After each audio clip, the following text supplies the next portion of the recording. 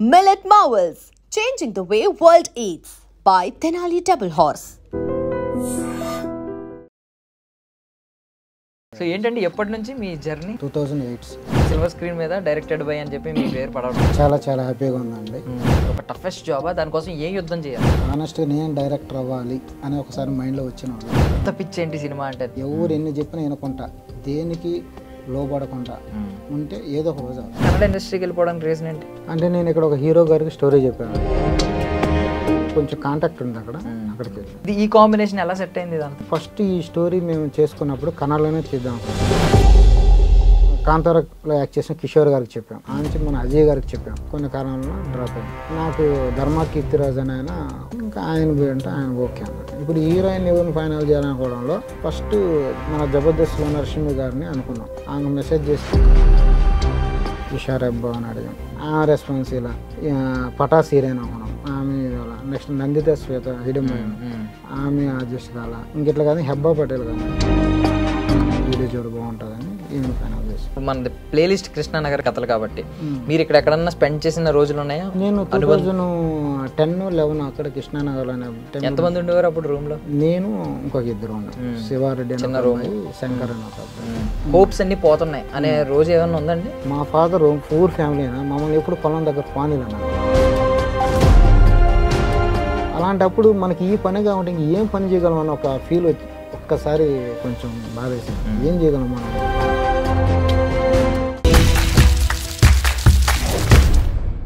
So నమస్తే ఎంజీఆర్ గారు. నమస్తే దర్శన్ గారు. సో మా ఐ డ్రీమ్ మీడియా నిర్వహించే కృష్ణానగర్ కథలు అనే కార్యక్రమానికి మీకు స్వాగతం. థ్యాంక్ యూ అండి.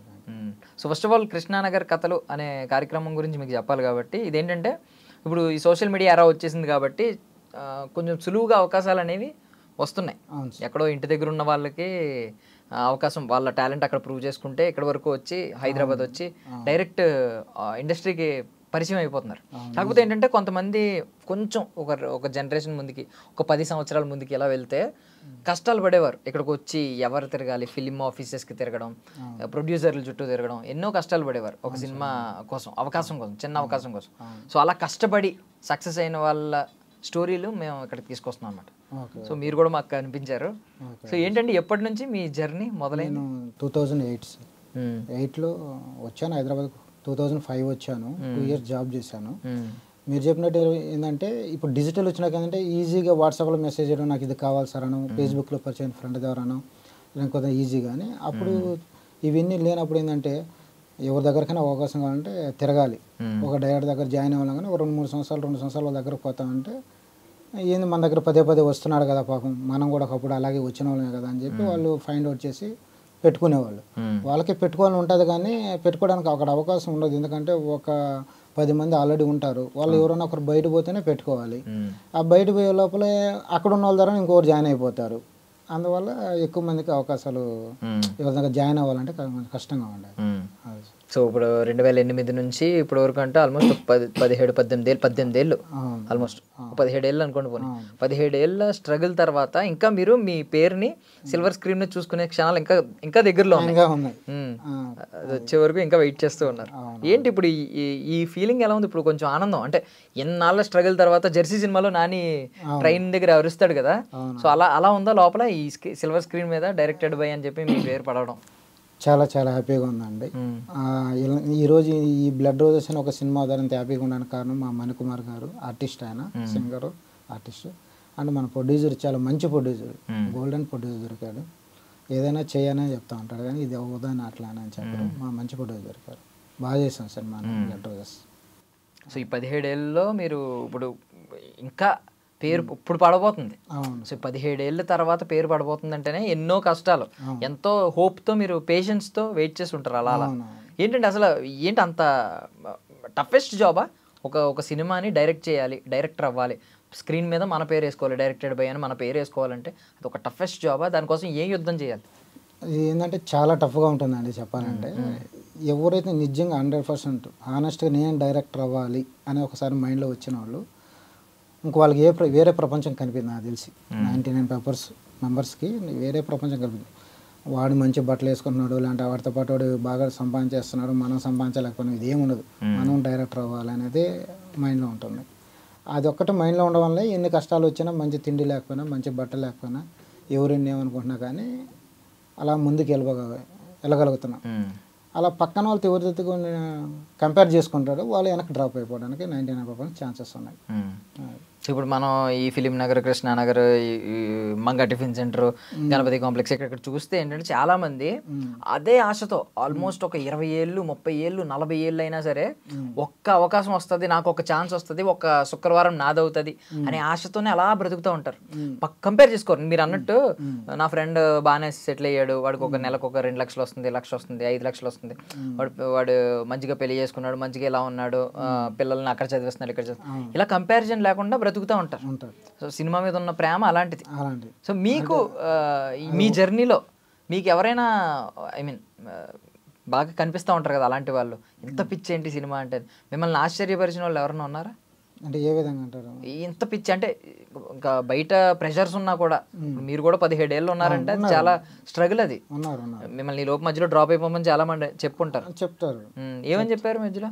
ఎందుకు మనకి కష్టాలు, అసలు ఇవన్నీ మనం చేసేటి కాదు, మనలాంటి ఒక పూర్ ఫ్యామిలీ చేసేటి కాదు అంటారు. కానీ ఒకప్పుడు వచ్చి ఇప్పుడు పెద్ద పెద్ద స్టార్లు అయిన వాళ్ళు కూడా పూర్ ఫ్యామిలీ నుంచి వచ్చిన వాళ్ళే. అంటే ఇప్పుడున్న వాళ్ళు కాకుండా దానికి వెనక్కి వెళ్ళిపోతే అంత పూర్ ఫ్యామిలీ నుంచి వచ్చిన వాళ్ళే, ఇండస్ట్రీ స్టార్ట్ అయిన కొత్తలో.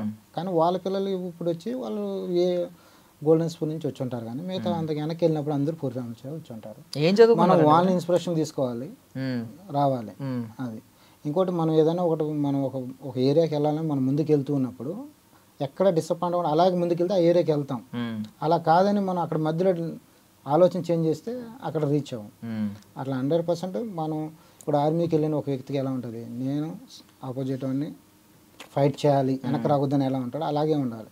అలా ఉంటే ఎప్పుడైనా సాధిస్తారు.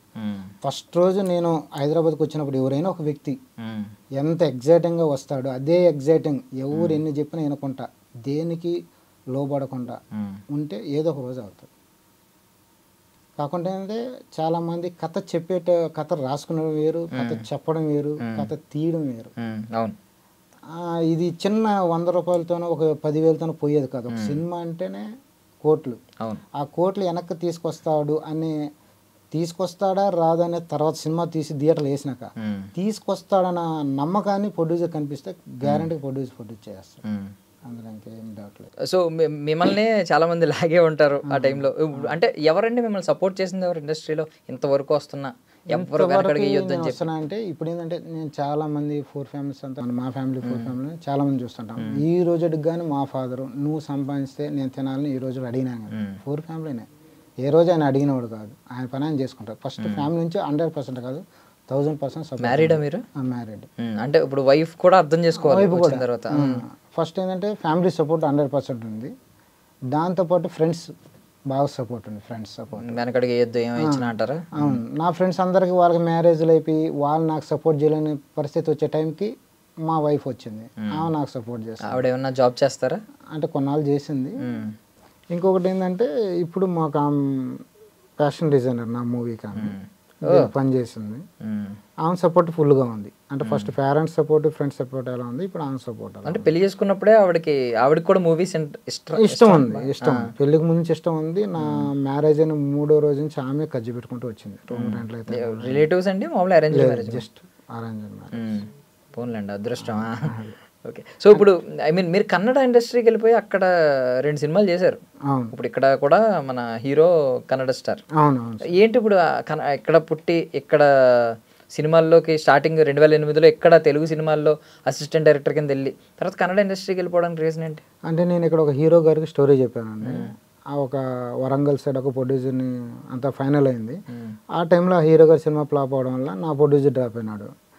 తర్వాత వెంటనే తెలంగాణ ఇష్యూ రావడం వల్ల ఇంకెవరి దగ్గర పోయినా ల్యాండ్ రేట్ పడిపోయింది, అది పడిపోయింది అనడం వల్ల ఇంకా ఇట్లా కాదు అని నాకు కొంచెం కాంటాక్ట్ ఉంది అక్కడికి వెళ్ళాను. అది సరే, ఇంకా అక్కడ నుంచి వచ్చి అక్కడ డైరెక్షన్ ట్రయల్ చేయడంలో అందరికీ స్టోరీ చెప్తున్నాను. కర్ణాటకలో ఉన్న ఒక 3-4 స్టార్ హీరోలు తప్ప ప్రతి ఒక్క హీరోకి స్టోరీ చెప్పున్నాను నేను. వాళ్ళందరికీ స్టోరీ వినడం బాగుంది, రాండి ప్రొడ్యూసర్తో రాండి. ఆ ప్రొడ్యూసర్ కోసం చేసే ప్రయత్నంలో ప్రతి ప్రొడ్యూసర్ ఏమడతారు, నువ్వు ఇంతకుముందు ఏమైనా చేసావా అంటారు. ప్రతి ఒక్కరు అదే క్వశ్చన్ వేస్తారు. ఆ ఒక్క అవకాశం ఇచ్చేవాడు దేవుడు ఇక్కడ. అదే ఆ ఒక అవకాశం కోసం అంటే ఇప్పుడు హీరో ఒక మాట చెప్తే ప్రొడ్యూసర్ పరిగెట్టుకుని వస్తారు. 100% హీరో చెప్తే ఖచ్చితంగా వస్తారు. మరి హీరోలు ఎందుకు ఆ బాధ్యత తీసుకోవట్లేదు? ఒక కథ నిజంగా నచ్చితే ఈ కథ మనం మిస్ అవ్వకూడదే, ఇందులో నేనే కనిపించాలి హీరో కింద అనే ఒక స్వార్థం ఉంటది కళాకారుడికి. మరి హీరోలు ఎందుకు ఆ బాధ్యత తీసుకుంటే? అంటే కథ చెప్పేటప్పుడు ఉంటారు, తీసినప్పుడు రేపు అది ఏమవుతుందో మనం ఎందుకు ప్రొడ్యూసర్ పరిచయం, రేపు ఆ ప్రొడ్యూసర్ మనం క్వశ్చన్ వేస్తాడు, నువ్వు పరిచయం చేయడం వల్ల కదా. అంటే సొసైటీలోని ఒక చిన్న విషయం ఏదైనా జరిగినప్పుడు మనం ఎవరికైనా అప్పిచ్చినా వాడు ఆ అమ్మాయిని ఏమైనా పెళ్లి చేశారు అనుకోండి, ఏదైనా ఇష్యూ అయిపోతే మీ వాళ్ళు ఇచ్చినాము అని అంటారు కదా. అందరూ హ్యాపీగా ఉన్నప్పుడు హ్యాపీగా ఉంటారు, ఇష్యూ అయినప్పుడు దాన్ని బయట తీస్తారు. కాబట్టి సినిమా ఇండస్ట్రీ కూడా అలా తీస్తారు. ఇదంతా మనకు రిస్క్ ఎందుకు, ప్రొడ్యూసర్తో వచ్చిన డైరెక్టర్తో మనం చేద్దాం, ప్రొడ్యూసర్ రాకపోతే మనకి ఎందుకు అని వదిలేస్తారు. అదే ఒక డైరెక్టర్ ఒక హీరో కాంబినేషన్ ఒక సినిమా హిట్ అయ్యింది, అప్పుడు కానీ ఆ డైరెక్టర్ నెక్స్ట్ ఏదైనా డౌన్ స్టేజ్లో ఉన్నా లేకుంటే మంచి కథ ఉండి మంచి స్టేజ్లో ఉన్నా అప్పుడు హీరో రెఫర్ చేయడానికి వాళ్ళకి ధైర్యం ఉంటుంది. అది సో ఇప్పుడు మన బ్లడ్ రోజెస్ ఇక్కడ తెలుగు సినిమా రిలీజ్ దగ్గర ఉంది. సో మన అప్సర రాణి ఆవిడ ఉన్నారు, ఆర్జీవి మనకి ఫేమ్ బాగా ఆవిడ తెలుసు. మన 30 years పృథ్వీ గారి డాటర్ ఈ సినిమాలో హీరోయిన్ గా చేస్తున్నారు ఆవిడ. సో హీరో వచ్చి కన్నడ ఆయన. ఏంటి ఇది, ఈ కాంబినేషన్ ఎలా సెట్ అయింది ఇదంతా? అంటే యాక్చువల్లీ ఫస్ట్ ఈ స్టోరీ మేము చేసుకున్నప్పుడు కన్నడలోనే చేద్దాం అనుకున్నాం, ప్రొడ్యూసర్ గారు చేసినప్పుడు. ఆ సడన్గా ప్రొడ్యూసర్ గారు ఆలోచన చేంజ్ చేశారు, ఎందుకు తెలుగులోనే చేద్దామన్నారు. ఇంక వాళ్ళు అలా అనడంతో నాకు ఇక్కడ వచ్చి చేయాలన్నా కదా. నేను అక్కడ 2 సినిమాలు చేసినా కానీ నాకేముందంటే మా ఫ్రెండ్స్ నా టీం అంతా ఉన్నారు, నా కొలీగ్స్ ఉన్నారు కదా ఇక్కడ, వాళ్ళని అడిగితే లేదు నువ్వు అక్కడే చేసి ఇక్కడ రా, ఎందుకు మళ్ళీ మేము స్ట్రగుల్ అనిపిస్తున్నాం, మళ్ళీ నువ్వు ఎందుకు స్ట్రగుల్, అటు చేసి ఇక్కడ రా కంప్లీట్ అయినా. నేను అట్లే అవి రిలీజ్ అవుతాయని వెయిట్ చేయడంలో అక్కడ ఉండిపోయినా. ఇప్పుడు మా ప్రొడ్యూసర్ వెంటనే తెలుగులో చేద్దామని అనగానే నాకు ఇంకా మంచిదే కదా, నాకు కంఫర్టబుల్ కదా అని ఓకే అని ఇక్కడికి వచ్చాం. అయితే ఇక్కడికి వచ్చిన తర్వాత ఏంటంటే హీరోయిన్ తెలుగు అని పెట్టుకుంటే హీరోయిన్ కర్ణాటక అని పెట్టుకోవాలి, కర్ణాటక హీరోయిన్ పెట్టుకుంటే తెలుగు హీరోయిన్ పెట్టుకుంటే 2 లాంగ్వేజ్లు మనకు యూజ్ అవ్వాలని ఒక ప్లాన్లో ఉన్నాం. ఆ ప్లాన్లో ఉండడంలో ఫస్ట్ ఈ స్టోరీని కాంతారాలో యాక్ట్ చేసిన కిషోర్ గారికి చెప్పాం. ఆ నుంచి అది అడ్జస్ట్ అవ్వాలి. ఆ నుంచి మన అజయ్ గారికి చెప్పాం. అజయ్ గారి సార్కి చాలా బాగా నచ్చింది, కొన్ని కారణాల వల్ల డ్రాప్ అయ్యాం. ఆ నుంచి శత్రు గారికి చెప్పాం, డ్రాప్ అయినాం. ఆ నుంచి ఈ రోజుల్లో యాక్ట్ చేశారు శ్రీ అని, ఆయన వేరే క్యారెక్టర్ అనుకున్నాము.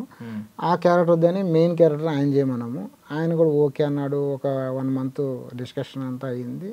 సమ్ రీజన్స్ వల్ల ఇది ఆఖరికి ఇంకెందుకని నాకు ధర్మా కీర్తిరాజ్ అని ఆయన కొంచెం క్లోజ్, అక్కడ నా సినిమాకు బైట్స్ ఇచ్చినాడు, చాలా మంచి వ్యక్తి. ఇంకా ఆయన పోయి అంటే ఆయన ఓకే అన్నాడు.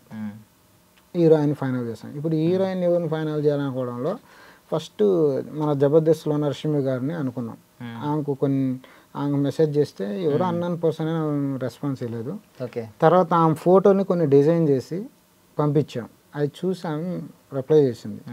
స్టోరీ పెట్టాము, సినాప్షన్ పెట్టాము, అడుగుతాము. అది ఏదో ఆమె కొంచెం బిజీ చేయడం వల్ల అలా డిలే అవుతుంది. ఇంకెట్లా కాదు ఏమన్నా ట్రై చేద్దాము అని ఇషారబ్బా అని అడిగాం. దీనిలో సాంగ్స్ లేవు. హీరోయిన్ అంటే ఎవరైనా సాంగ్స్ ఎక్స్పెక్ట్ చేస్తారు కదా, హీరోతో ఇన్వెస్టిగేషన్ ఆ రెస్పాన్స్ ఇలా. తర్వాత ఇంకా పటాస్ హీరోయిన్ అనుకున్నాం, ఆమె నెక్స్ట్ నందిత శ్వేత హిడమైన ఆమె అడ్జస్ట్ కాల.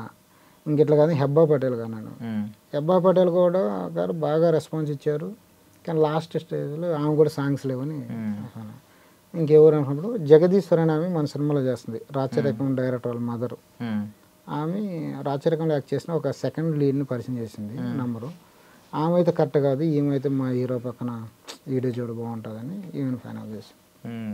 కాకపోతే ఒక సినిమా కోసం ఇంత యుద్ధం చేయాల్సి వస్తుంది, ఎంతమందిని ముందు ప్రొడ్యూసర్ నుంచి స్టార్ట్ చేయాలి, ప్రొడ్యూసర్ నమ్మాలి, హీరోని పట్టుకోవాలి, ముందు హీరోని పట్టుకుని హీరోని నచ్చితే ప్రొడ్యూసర్కి చెప్పాలి ఈ హీరో అని చెప్పి, అంతే కదా మామూలుగా జర్నీ.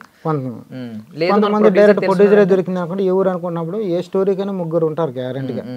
అవును, హై బడ్జెట్ లో బడ్జెట్ అయినా ఆ బాడీ లాంగ్వేజ్ కలిగిన వాళ్ళు 2-3 ఉంటారు. వాళ్ళు ఎవరు మనకు కంఫర్టబుల్ అంటే వాళ్ళతో పోవాలి, లేదంటే కొత్త వాళ్ళని పోవాలి. కరెక్ట్. సో ఇప్పుడు మీరు ఇప్పుడు మనది ప్లేలిస్ట్ కృష్ణానగర్ కాబట్టి కథలు కాబట్టి మీరు ఇక్కడ ఎక్కడన్నా స్పెండ్ చేసిన రోజులు ఉన్నాయా? నేను 2010-11 అక్కడ కృష్ణానగర్ అనే భవచెక్ ఆపోజిట్ ఆంజనేయ టెంపుల్ దాని బ్యాక్ సైడ్లోనే ఉండేవాను. ఒక 2 years ఉన్నాను. ఓనర్స్ మనకైతే ఆ 2 years కూడా నాకు అక్కడ బాగా సపోర్ట్ ఉంది. ఓనర్స్ అంటే నన్ను ప్రెజర్ చేసేవాళ్ళు కాదు. వాళ్ళు ఏ టైం ఎంతమంది ఉండేవారు అప్పుడు రూమ్ లో? నేను ఇంకొక 2 ఉన్నాం, శివారెడ్డి అని ఒక అబ్బాయి, శంకర్ అని ఒక అబ్బాయి. ఫస్ట్ నేను జాయిన్ అయినాను, నేను మా బ్రదర్ వెళ్ళిపోయినాక ఇంక వాళ్ళు 2 వచ్చారు. అప్పుడు చిన్న రూమ్ లో అడ్జస్ట్ చిన్న ఒక రూము, వాళ్ళు రెంట్ విషయంలో ప్రెజర్ చేసేవాళ్ళు కాదు. కొంచెం భోజనం కానీ ఏమైనా అరేంజ్ చేసేవాళ్ళు, మంచిగా చూసేవాళ్ళు. ఎప్పుడైనా అంటే ఏదో ఒక సందర్భంలో అనిపిస్తుంది ఇంకెంతకాలం డెడ్ ఎండ్గా అనిపిస్తుంది, ఏం కనిపించట్లేదు, ఆశాభావం లేదు, హోప్స్ అన్నీ పోతున్నాయి అనే రోజు ఏమన్నా ఉందండి? అంటే హోప్స్ పోలేదు, కానీ ఒకసారి అయితే కొంచెం ఏడ్చుకుని అలాంటి సిచ్యువేషన్ వచ్చింది. ఏంటంటే పేరెంట్, దీని ద్వారా మన ఐ డ్రీమ్ ద్వారా చెప్తున్నాను, ప్రతి ఒక్క పేరెంట్స్ ఇప్పుడు వ్యవసాయం చేసే ఒక పేరెంట్స్ ఉంటారు, నా కొడుకుని చదివించాలి, నువ్వు ఎందుకురా పని చేసేది, నువ్వు చదువుకో అంటారు. తండ్రి ఏం పని చేస్తుంటాడు, ఆ పని గురించి కొంచెమైనా పిల్లలకు తెలిసి ఉండాలి. మా ఫాదర్ పూర్ ఫ్యామిలీ అయినా మమ్మల్ని ఎప్పుడు పొలం దగ్గర పానీలు అన్నాను. తర్వాత నాకు వచ్చింది సినిమా. ఈ సినిమా తప్ప ఏ పని తెలియదు నాకు. మా ఇంటికి 50 మీటర్ దూరంలో ఉంటుంది బెంగళూరులో ఒక పోస్ట్ ఆఫీసు. అక్కడికి వెళ్ళి కరెంటు బిల్లు కట్టగానే మనసు రాదు. అదే ప్రొడ్యూసర్ అంటే మనం ఎన్ని కిలోమీటర్లు నడుచుకొని వెళ్తాను, నడుచుకునే పోతాను, డబ్బులు లేకుండా నడుచుకొని వెళ్ళిపోతాం. అలాంటప్పుడు మనకి ఈ పని కాబట్టి ఇంక ఏం పని చేయగలం అని ఒక ఫీల్ వచ్చి ఒక్కసారి కొంచెం బాధ వేసింది, ఏం చేయగలం మనం అని. ఆ టైంలో 2 సినిమాలకి ఆర్పీగా వెళ్ళాను నేను. ఆర్పీ అంటే మూవీ కలెక్షన్ ఎంత ఉంది, మూవీ రిప్రజెంటేటివ్ అని వెళ్తుంటారు. 2 సినిమాలకు వెళ్ళాను. అక్కడికి వెళ్తే ఏమంటారు, నువ్వు డైరెక్టర్గా ఎందుకు చూవు అంటారు. ప్రాబ్లం నాకు తెలుసు, నా ప్రాబ్లం నాకు తెలుసు, వాళ్ళకి తెలియదు కదా, డైరెక్టర్ ఎందుకు వచ్చామంటారు. ఆ 2 సినిమాలకు వెళ్ళాను. వెళ్ళింది వాళ్ళు కూడా అక్కడ డబ్బులు ఎక్కువ ప్రాబ్లం. చెక్ నితిన్ గారు వచ్చింది కదా, ఆ సినిమా చెక్ సినిమాకి ఆర్పీగా నేను కర్ణాటకలో ఒక థియేటర్కి వెళ్ళాను. అక్కడ దర్శన్ గారి దగ్గర రాబర్ట్ అని ఒక సినిమా వచ్చింది, ఆ సినిమాకి ఆర్పీగా వెళ్ళాను. అట్లా ఓకే. ఈ మధ్యలో ఎప్పుడైనా అంటే నార్మల్గా సందర్భం కాదు కానీ మామూలుగా అడుగుతున్నా, దర్శన్ గారిని ఎప్పుడైనా కలిసారా? లేదు, దర్శన్ గారిని కలిసి నెట్వర్క్ అంతా మనకు తెలిసినాడు, కానీ ఆయన గారిని ఎప్పుడు కలవలేదు. ఒక సినిమా చేయాలని ఉంది. ఆయన నెక్స్ట్ వినోద్ ప్రభాకర్ అని మీకు ఐడియా ఉంటుంది, మనకు తెలిసిన ప్రభాకర్ గారు వాళ్ళ అమ్మాయి. నెక్స్ట్ సృజన్ లోకేష్ గారు, ధర్మ మేనేజ్మెంట్ చేసిన ధర్మ కీర్తిరాజు గారు, వీళ్ళ నలుగురితో ఒక సినిమా చేయాలని ఉంది. ఫ్యూచర్లో టైం వస్తే కాదు. ఇప్పుడు దర్శన్ గారి గురించి అంటే తెలుసు కదా, ఇప్పుడు నేషనల్ వైడ్ ఆ ఇష్యూ అయిన తర్వాత ఆయన మొత్తం మారిపోయింది. ఇప్పుడు ఏంటి కన్నడలో పరిస్థితులు ఏంటి అసలు? ఏ విధంగా సార్ గురించి అంటున్నా? అవును, ఆయన పరిస్థితి ఏంటంటే ఇప్పుడు ఆయన తెలిసి చేశారో తెలియక చేశారో అని కూడా అనలేము. ఆయన వార్నింగ్ ఇవ్వడానికి పిలిచారు, కానీ ఆ వార్నింగ్ ఇవ్వడానికి పిలిచారు. తర్వాత సిచ్యువేషన్ జరుగుతాయండి. ఇప్పుడు మన ఇద్దరు ఫ్రెండ్స్ కొట్టుకుంటారు అనుకోండి, మనం పోతాం, ఏదో తీయడానికి పోతాము, మనం హానెస్ట్గా తీయాలని ట్రై చేస్తూ ఉంటాము, అది అవ్వదు. అవతలోడు ఎవడో ఒకటి మనకి వినకపోతే ఒక దెబ్బ మనం కొట్టేస్తాం. ఏంటంటే మీ ఇద్దరికి మంచి చేయడానికి నేను వచ్చాను కదా అని. అట్లా ఏదో అన్ఎక్స్పెక్ట్గా ఏమో జరుగుంటాయండి. కానీ ప్రతి మనిషి జీవితంలో ఏదో ఒక దశలో ఒక మార్పు రావాలంటే ఏదో ఒకటి జరుగుతుంది. అలా ఏదో అంటే ఇప్పుడు మీకు అక్కడ ఇండస్ట్రీ వర్గాల్లో మీకు ఇంకా ఎక్కువ ఇన్ఫో తెలుస్తుంది మాతో పోలిస్తే. అంటే నేను ఆ ఇష్యూ అప్పుడు నేను ఇక్కడ ఉన్నాను, అప్పుడు ఆ టైంలో ఇక్కడే నేను ఇక్కడే వచ్చేస్తున్నాను. ఈ బ్లడ్ రోజెస్ గురించి ఇక్కడే ఉన్నాను, ఫుల్ బిజీగా ఉన్నాను. అంటే మీకు ఒక మామూలుగా ఇన్ఫో వస్తూ ఉంటుంది కదా, దాని గురించి బయట ఏంటంటే అంతా ఎవరు మీరు ఎట్లా చెప్పారు, బికాస్ చాలా నెగిటివిటీ స్ప్రెడ్ అయింది. అంటే నెగిటివిటీ ఏముంది, ఒక మనిషి ప్రాణం పోయింది కాబట్టి ఖచ్చితంగా ఎవరు బాధ్యులు అయితే వాళ్ళు జైలుకి వెళ్తారు, అది కోర్టు కూడా తీర్పిస్తుంది. బట్ ఏం జరిగింది అనే దాని గురించి రకరకాల కథనాలు సోషల్ మీడియాలో ఉంటాయి. సో కొంచెం యాక్సెస్ ఉన్న మీకు కొంచెం తెలుస్తుంది రియాలిటీ ఏంటి, అక్కడ గ్రౌండ్ రియాలిటీ ఏంటి, ఏం జరిగింది అనేది కొంచెం మీకు తెలియదు. ఒకటి ఏంటంటే ఇప్పుడు సినిమా ఇండస్ట్రీలో ఒక రెమ్యునేషన్ గురించి చెప్తారు అనుకోండి, నాదంతా నీదంతా అంటారు. మొన్న నేను నా నెక్స్ట్ స్టోరీకి ఒక హీరో గారికి ఫోన్ చేశాను. ఆయన ఏమనంటే నా రెమ్యునేషన్ ఎంత తెలుసా అన్నారు. నేనేమన్నాను, రెమ్యునేషన్ తీసుకున్న మీకు బిఫోర్ ఇచ్చిన వ్యక్తికి దేవుడి తప్ప ఇంకెవరికి ఏం తెలియదు, మిగతా అన్నీ ఇమాజినేషన్సే ఉంటాయి. అలాగే అక్కడ ఏం జరిగింది ఆ 4 గోళ్ళ మధ్య వాళ్ళకి మాత్రం తెలుసు, బయట అంతా ఇమాజినేషన్ ఉంటుంది అంతే. అంటే ఇప్పుడు దర్శన్ గారు మళ్ళీ సినిమాలు చేసే అవకాశం ఉందనుకుంటున్నారా మీరు? చేస్తారు, ఆల్రెడీ జరుగుతున్నాయి. ఇదే ప్రజలు నెత్తి మీద పెట్టుకుంటారు, అవసరం అయితే కింద పడేసి తొక్కుతారు. ఇప్పుడు నుంచి ఆయన ఒకప్పుడు ఒక super star, Darshan super star మాకు తెలుసు, దర్శన్ గారు సూపర్ స్టార్ అని చెప్పి గుండెల్లో పెట్టుకున్న వాళ్ళు కాస్త ఇప్పుడు క్రిమినల్ అంటూ ఉన్నారు. సో మళ్ళీ తిరిగి ఆయన బౌన్స్ బ్యాక్ మళ్ళీ సినిమాల్లోకి వస్తారు అనుకుంటున్నారు? అంటే మన సినిమాలో చూస్తుంటాం కదా సార్, ఫస్ట్ మనం ఎవరైనా ఒక తప్పు చేశారు, లాస్ట్ మారిపోతే ఏమంటాం, ఫస్ట్ ఏం జరిగింది మారిందే కదా చూస్తారు. అవునవును, ఎందుకంటే ప్రతి మనిషి తప్పు చేయడానికి అవకాశం కాబట్టి ప్రతి మనిషి ఇంకో మనిషిని ప్రేమిస్తాడు లాస్ట్. సో మార్పు ప్రేమిస్తాడు, ప్రేమిస్తారు. ఓకే, మన కుటుంబంలో అయినా అంతే, మన సమాజంలో అయితే, సినిమాలో అయినా అంతే, స్టోరీలో. సో ఇప్పుడు మీ జనరల్లీ మీలాగే ఇప్పుడు అయితే కొంచెం ప్లాట్ఫామ్ మారింది అనుకోండి, రోజులు మారాయి, బట్ వచ్చే వాళ్ళకి మీరు ఏమన్నా సలహా ఇవ్వాలనుకుంటే ఏమిస్తారు? మీలాగే కొంచెం ఆస్పైరింగ్ అదే కసితో మీరు 2008లో ఎలా అయితే ఒక కసితో ప్రారంభమైందో మీ జర్నీ, ఇప్పుడు కూడా మీలాంటి వ్యక్తులు మీకు కనిపిస్తూ ఉండొచ్చు. అలాంటి వ్యక్తి అన్న అంటూ మీ దగ్గరికి వచ్చారనుకోండి, ఎలాంటి సలహాలు ఇస్తారు సార్? అంటే నా దగ్గరికి ఇప్పుడండి నేను కర్ణాటకలో పోయి కూడా నేను ట్రై చేశాను, డైరెక్షన్ ట్రయల్ చేశాను. అక్కడ యోగరాజ్ భట్ అని ఒక పెద్ద డైరెక్టర్ ఉన్నారు, వాళ్ళ మామే నాకు క్లోజ్. ఆయన ఏం చెప్పారంటే మీరు డైరెక్ట్గా ఇక్కడ వచ్చి డైరెక్షన్ ట్రయల్ చేస్తే ఇక్కడ ఇక్కడ వర్క్ చేయండి అన్నాడు. అక్కడ నేను వర్క్ చేయడానికి చాలా ట్రై చేశాను. నన్ను చాలామంది రిసీవ్ చేసుకోవాలని, రక్షిత హస్బెండ్ ప్రేమ్ గారు అయితే బాగా రిసీవ్ చేసుకున్నారు.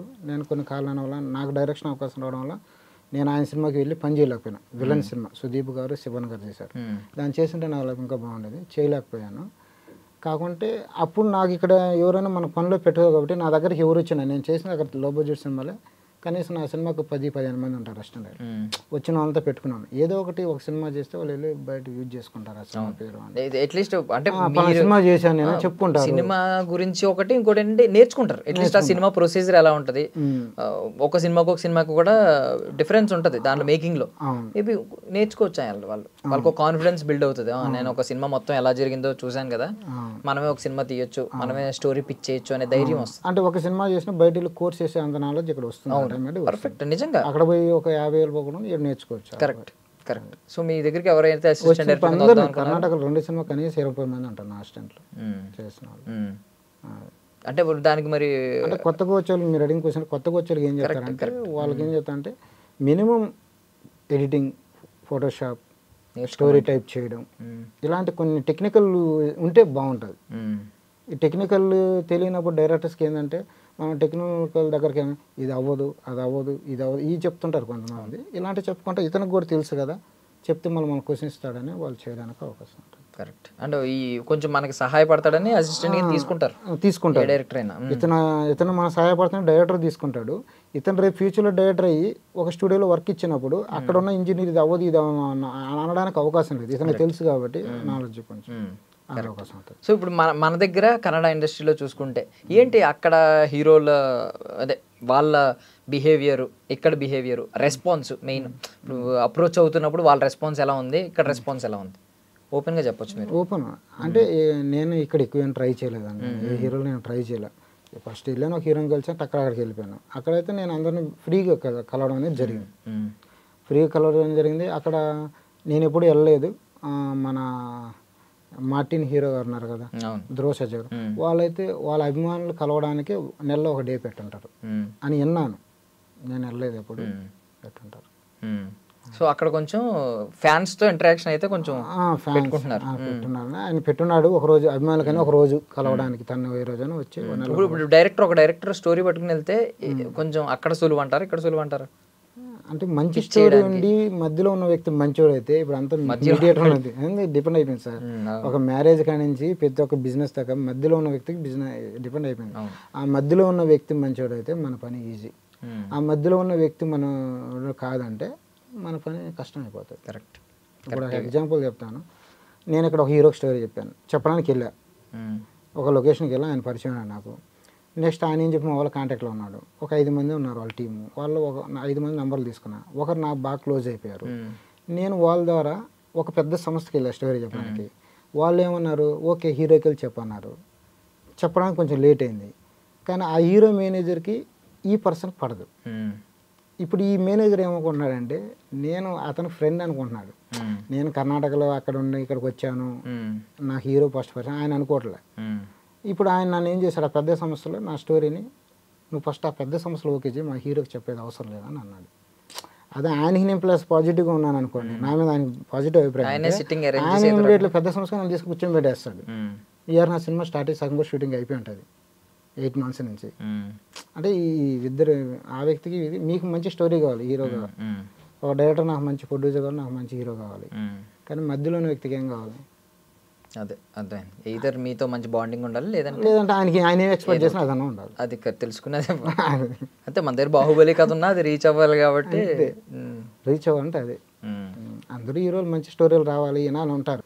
100 మంది ఆడికి వెళ్ళిపోతారు. అవును, ఆ 100 మంది ఎవరు అని అంటారు, వాళ్ళు ఏం లేరు. అందుకని మధ్యలో చూసుకుని ఒక వ్యక్తిని పెడతారు. ఆ వ్యక్తి ఆనెస్ట్గా ఉండాలి. ఆ వ్యక్తి ఆనెస్ట్ ఏంటి, వారంలో ఒక రోజుకి కేటాయించి రోజు ఒక 10 మంది, ఒక 5 మంది, ఇద్దరు వారంలో ఒక ఇద్దరు అంటే నెలకు 8 కథలు వింటాడు. ఒక 3 నెలలు ఒక 20 కథలు వింటాడు. 20 కథలు ఇది బాగుందని వాళ్ళ పర్సన్కి హీరోకి ప్రొడ్యూసర్ చెప్తే ఆ వ్యక్తికి అపాయింట్మెంట్ ఇస్తే వాళ్ళు ఏం చెప్తారు, అది ముందుకు వెళ్ళడానికి అవకాశం ఉంటుంది. అది సో ఎంజీఆర్ అంటే ఫేమస్, అసలు ఆ పేరుకున్న చరిత్రే వేరు తమిళనాడులో. ఏంటి ఇప్పుడు ఎంజీఆర్ ఏంటి ఫుల్ నేమ్ ఏంటండి ఇది? ఎం గురురాజన్, మందాటి గురురాజన్. మందాటి అంటే గురురాజన్. అంటే మీరు కావాలని పెట్టుకున్నారా ఎంజీఆర్ అంటే బాగుంది? అట్లా కాదు, నేను అక్కడ సినిమా చేశాను కదా, ఒక వ్యక్తి చెప్పారు నాకు, ఇలా షార్ట్ ఫామ్లో పెట్టుకో, నీకు న్యూమరాలజీ ప్రకారం ఇలా వస్తుంది, ఇది వస్తే ఈ నెంబర్ వస్తే ఇలా ఉంటుంది, ఇప్పుడు నిజంగా కొంచెం ముందుకు పోతావా అని చెప్పాడు. దాన్ని నేను ఫాలో చేస్తాను. ఏమన్నా అయిందా?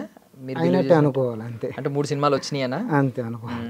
అది ఆ పేరు పెట్టుకున్నప్పుడు ఎన్ని సినిమాలు చేశారు? ఆ పేరు ఫస్ట్ సినిమా స్టార్ట్ అయ్యి కొంచెం స్టాప్ బ్లాక్లోనే ఉంది. సెకండ్ సినిమా పోయినప్పుడు ఇది చెప్పారు. అప్పుడు అది సెకండ్ది ఫస్ట్గా అయింది, ఫస్ట్ది సెకండ్గా కంప్లీట్ అయింది. కొంచెం పాజిటివ్గానే ఉంది అయితే. ఇది వచ్చింది. ఓకే, 3 సినిమాలు లైనప్ వచ్చింది. ఇప్పుడు వింటున్న కంప్లైంట్ ఏంటంటే ఇంకోటి, సినిమా తీయడం ఎంత గొప్ప, రిలీజ్ చేయడానికి కూడా అంత కష్టపడాల్సి వస్తుందని. ఎంత కష్టపడుతున్నారు ప్రొడక్షన్లో, పోస్ట్ ప్రొడక్షన్ తర్వాత జస్ట్ డిస్ట్రిబ్యూషన్ రిలీజ్ చేయడానికి చాలా ఇబ్బందులు పడుతున్నాం. థియేటర్ల ఇబ్బందో లేదంటే బికాజ్ ఏంటంటే మీరు అనుకున్న బడ్జెట్ కంటే ఇప్పుడు 1 కోటి రూపాయలు పెట్టారనుకోండి, 50 లక్షలు పెట్టాల్సి వస్తుంది రిలీజ్ టైంలో ఈ మార్కెటింగ్ చేసుకోవడానికి, దానికి దీనికి. సో రిలీజ్ చేయడం ఇంకా గగనం అయిపోయిందని చెప్పి వింటున్నాం. మీరేం ఫేస్ చేస్తున్నారు రిలీజ్ టైంలో? అంటే నేనేమంటా అంటే సార్, రిలీజ్కి ఇప్పుడు మీకు ఎక్కువ డబ్బులు ఉన్నాయి, మీరు 4 ఫ్లాట్లు తీసుకున్నారు అక్కడ, అందులో ఒక ఫ్లాట్ నాకు కావాలంటే మీతో రిక్వెస్ట్ అని తీసుకోవాలి. అంతే, మీతో అగైనెస్ట్గానో ఇంకో విధంగా మాట్లాడితే నేను తీసుకోలేను. ఇప్పుడు థియేటర్లన్నీ మెయింటైన్ చేయాలంటే వాటికి ఇప్పుడు మనం ఏదైనా ఒక వస్తువుని 4 రోజులు బైక్ తొడవకుండా ఉంటే ఏమవుతుంది, రోడ్లో మన ఇంటి మీద బూజు పెట్టిపోతూ ఉంటుంది, మట్టి పెట్టి. అలాగే థియేటర్లు మెయింటైన్ చేయాలంటే ఎవరైతే థియేటర్లు మెయింటైన్ చేస్తారో వాళ్ళు ఎంతో డబ్బు దాని మీద పెడుతుంటారు. ఇప్పుడు మనం వాళ్ళ దగ్గరికి వెళ్ళినప్పుడు ఆ డబ్బులు మనం పెడతామంటే వాళ్ళు ఇస్తారు, 99% ఇస్తారు. కాకుంటే ఆ టైంలో వాళ్ళ సినిమా ఉండకూడదు. ఇప్పుడు మీరు తినే ఒక ఫుడ్ మీ దగ్గర ఉంది, మీ ఫ్రెండ్ ఉన్నారు, ఇంకొక ఆయన పక్కన ఎవరో ఉన్నారు, మీరు ఎవరు పెడతారు? ఫస్ట్ మీ ఫ్రెండ్ తింటావా అని అడుగుతారు. అతను నాకు ఆకలి వేయట్లేదు నాకు వద్దు అంటే ఇంకొక అతను అడుగుతారు తింటావా అని అంటారు. అలాగే మనం థియేటర్ కోసం వెళ్ళినప్పుడు వాళ్ళ సినిమా ఆ టైంలో ఉండకూడదు. ఆ టైంలో మనం వెళ్ళి మేము అంత వెచ్చిస్తాము, మాకు నీ థియేటర్లు కావాలంటే ఆయన థియేటర్ ఖాళీగా ఎందుకు పెట్టుకుంటాడు, ఇస్తాడు అంతే అని నేను అనుకుంటున్నా. కరెక్ట్. అంటే మేము రెంట్ పే చేస్తాను. ఇప్పుడు థియేటర్ సినిమా వేయకుండా ఖాళీగా ఎందుకు అక్కడ సైకిల్ స్టాండ్, క్యాంటీన్ ఇవన్నీ ఎందుకు ఫ్రీగా పెడతాడు? నెల రోజు అయితే క్లోజ్ చేయడు కదా ఇంకో సినిమా వచ్చే వరకు. కరెక్ట్ అని నేను అనుకుంటున్నాను. అది సో ఇప్పుడు అంటే మీరు ఆ రిలీజ్ డేట్ కూడా అలాగే ప్లాన్ చేసుకుంటున్నారా? అదే ఎప్పుడు అనుకున్నారు? నెక్స్ట్ వీక్ నుంచి దాన్ని అంటే సెన్సార్ రాగానే ప్లాన్ చేస్తున్నాను. సెన్సార్ ఒకటైనా అయిందా 3 సినిమాల్లో? అయింది. కన్నడలో అయింది, ఇంకోటి సెన్సార్ అప్లై చేస్తున్నాను. ఇది ఇక్కడ ఏంటి అక్కడ ఏమైంది? సెన్సార్ ఎలా ఉంది అంటే, సెన్సార్తో కూడా మీది ఫస్ట్ అనుబంధం కదా, ఫస్ట్ ఎక్స్పీరియన్స్ కదా, ఏమనిపించింది? సెన్సార్ రిపోర్ట్ ఎలా ఉంది అసలు అక్కడ? అంటే ఈ సెన్సార్ కూడా ఎలా ఉంటుంది అంటే అక్కడ వచ్చిన మనిషిని బట్టి ఉంటుంది. ఎలా అంటే ఇప్పుడు ఆ మనిషి ఏ వాతావరణంలో పెరిగి వచ్చారు, లేదంటే ఆ మనిషి యొక్క అభిరుచులు ఏంటనే దాన్ని బట్టి ఉంటుంది. కొంతమంది ప్రతి చిన్నదాన్ని తప్పుపడతారు, మన ఫ్యామిలీలో కానీ మన ఫ్రెండ్ కానీ పక్కన వాళ్ళు. కొంతమంది అవన్నీ తీసుకుంటారు, ఏం కాదని అని అంటారు. అట్లా ఆ వచ్చిన మనిషిని బట్టి ఉంటుంది. మీకు అందుకే కదా ఇప్పుడు శ్రీ విష్ణు గారి కొన్ని సినిమాలు ఏంటంటే అవి చాలా ఫాస్ట్ ఫార్వర్డ్గా కొన్ని బూతులు ఉంటున్నాయి, అది తెలియట్లేదు ఎవరికి. చాలా ఆడియన్స్ ఎంజాయ్ చేసి సెన్సార్ ఎలా తప్పించుకున్నావన్నా ఇవన్నీ అంటున్నారు. అంటే కొంతమంది వెతికే వాళ్ళు చిన్న కూడా పట్టుకుని తీస్తూ ఉంటారు. నార్మల్గా కామన్ ఆడియన్స్ లో ఆలోచించే వాళ్ళు అన్ని అబ్జెక్ట్ చేయరు, వదిలేద్దాం మామూలుగా కదా అని చెప్పి. అలా మనకున్న మెంబర్స్ బట్టి మీకు ఏమైనా ఇబ్బంది అయిందా ఫస్ట్ సినిమాకి? సెన్సార్ కామన్ ఏనండి. కట్లు చెప్పారు, ఆ కట్లు చెప్తే మీకు ఈ సర్టిఫికేట్ ఇస్తాను చేస్తే, లేకుంటే ఈ సర్టిఫికేట్ ఇస్తాను, పర్వాలేదు మీరు అదే ఇవ్వండి మేము కట్ చేయమను అని. ఓకే. ఇప్పుడు మన తెలుగు సెన్సార్ బోర్డుకి, తెలుగు సినిమాల సెన్సార్ బోర్డుకి అక్కడ సెన్సార్ బోర్డుకి ఏమన్నా సిమిలారిటీస్ ఉంటాయి, ఏమన్నా డిఫరెన్సెస్ ఉంటాయా? నాకు తెలిసాను ప్రైస్ ఏమైనా ఉంటుందేమో కానీ అంతే, చూసే విధానం రూల్స్ అందరికీ ఒకటే ఉంటాయి అంటారు. సో ఫైనల్గా 17 ఏళ్ల తర్వాత సక్సెస్ని రుచి చూడబోతున్నారు, మీ పేరుని మీరు సిల్వర్ స్క్రీన్ మీద చూసుకోబోతున్నారు. ఈ జర్నీ గురించి మొత్తం 17 ఏళ్ళ గురించి చెప్పాలంటే సులువు, ఏం చెప్తారు అసలు? మనం ఒక డ్రీమ్ అనుకున్నాం, డ్రీమ్ ఫుల్ఫిల్ చేయాలంటే దానికోసం వెయిట్ చేసాం. మన కళ్ళకి అదే కనిపిస్తుంది, మన మనసుకి అదే అనిపిస్తుంది. అంటే ఇప్పుడు రేపు పొద్దున మీరు ప్రీ రిలీజ్ ఈవెంట్లో మీ భావోద్వేగాలను పంచుకుంటారు. 17 ఏళ్ళ జర్నీ కదా. ఒక 2 సెంటెన్సెస్లో ఒక నిమిషంలో చెప్పమంటే ఏం చెప్తారని అడుగుతుందండి. అంటే ఎవరు మనం రమ్మని పిలవలేదు, వచ్చిన మనమే అనిపించాలని, మనమే ఫేస్ చేయాలి, మనమే ముందుకు పోవాలి. మనం వచ్చిన తర్వాత ఎవరైనా మన పక్కన జాయిన్ అవుతాం, కానీ ఫస్ట్ మనం ముందుకు వెళ్ళకుండా అందరినీ రాండి అంటే ఎవరు రారు కదా. ఎవరు మనం రమ్మలేదు కాబట్టి మనం ఒంటరి పైన మనమే మొదలెట్టాలి. ఎవరి మీద డిపెండ్ అవ్వకూడదు. కష్టం వచ్చినా మనమే అనిపించాలి. ఒకవేళ అందరు 10 మంది ప్రోత్సహించిన, 10 మంది అప్రిషియేట్ దాన్ని ఏమంటారు అభిమానం చూపించినా దాన్ని క్రెడిట్స్ మనమే తీసుకోవాలి. ఇక్కడ ఏదైనా నీదే డిసిషన్ కావాలి. అది ఏమైనా నెగిటివ్ రోల్స్ వచ్చినా కానీ వాళ్ళు ఇలా చేశారు వీళ్ళు ఇలా చేస్తారు కదా, నీ డిసిషన్. నీ డిసిషన్కి అడ్డొస్తున్న వాళ్ళకి దానికి నువ్వు వాళ్ళకి ఎక్స్ప్లెయిన్ చేయలేకపోవడము, ఇలాంటి అడ్డొచ్చే వాళ్ళని ఆపుకోలేకపోవడం ఎవరు ఉంటారు వాళ్ళు తప్పదు. నువ్వు ఆపుకోవాలి, నువ్వే చేసుకోవాలి. అంతా అయిపోయిన తర్వాత వాళ్ళు ఇలా చేశారు ఇలా చేశారు అందుకే ఎట్లా అయిందంటే అది వేస్ట్. సో ఫైనల్లీ 17 ఏళ్ల తర్వాత మీ పేరు, మీ కళ నెరవేరబోతుంది. మీ పేరుని మీరు చూసుకోబోతున్నారు ఇక్కడ ప్యారలల్గా, ఇక్కడ మన తెలుగులో అక్కడ కన్నడ ఇండస్ట్రీలో రెండిట్లో చూసుకోబోతున్నారు. సో ఇలాగే తమిళనాడులో ఎంజీఆర్ అనే పేరు ఎంత సంచలనం అయిందో మీ పేరు కూడా, మీ న్యూమరాలజీ కూడా ఎవరో చెప్పారన్నారు, మీ పేరు కూడా ఇలాగే ఇక్కడ సంచలనం అవ్వాలి. చాలామంది చాలా అవకాశాలను మీకు ఇవ్వాలి, చాలామంది అభిమానాన్ని మీరు సొంతం చేసుకోవాలని ఐడ్రీమ్ మీడియా నుంచి మనస్ఫూర్తిగా కోరుకుంటున్నామండి. Okay, thank you sir. Thank you so much మీ విలువైన సమయాన్ని ఇచ్చినందుకు. And for more videos, please subscribe to iDream. Please subscribe to iDream. Please subscribe iDream. And please subscribe to iDream. For more videos, subscribe to iDream. please like, share and subscribe to the channel. Congratulations, iDream. Subscribe to iDream. Subscribe to iDream. So subscribe to iDream Media. iDream ki iDream team andarki huge congratulations. Please subscribe iDream Media. Please subscribe to iDream. Subscribe iDream. Please subscribe to iDream. iDream అంటే నా కళల channel subscribe చేసుకున్నారు, నోరు తిరుగుతలేదు, మీరైతే గంట గుర్తు కొట్టండి. For more such videos, please subscribe to iDream.